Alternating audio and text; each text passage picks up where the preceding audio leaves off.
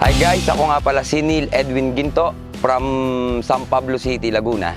So papakilala ko nga po pala sa inyo ang aking alaga na si Tito. Ito po si Tito, isang Malaysian-inspired na ADB 160.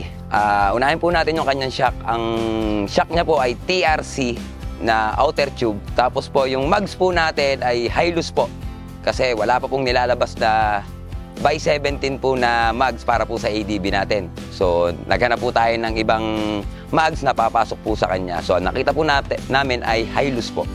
Tapos yung caliper niya po sa unahan naka-TRC po na 4-pot CNC. Then yung disc po ay king drag na disc. Tapos po naka-QR na rin po siya. Straight po hanggang taas. Yung master niya po ay TRC. Left and right po yun. Tapos yung lever niya din po, TRC din po. Bali straight TRC po siya na brake system po. Hanggang likod po yan. Tapos yung kanya pong fluid tank ay naka-CNC po. So yung kinabitan ko din po pala siya ng stabilizer. So yung kaha niya po may konti pong carbon. Ilang piraso din po yung carbon niya. Tapos yung pinaka flarings niya naman po, naka-PPF naman po.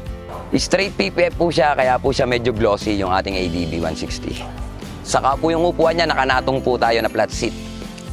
Dako naman po tayo sa likod. Yung brake system niya po sa likod, naka-TRC din po siya na 2-pot CNC po. Tapos naka-QR din po siya, naka-fittings din po na maganda.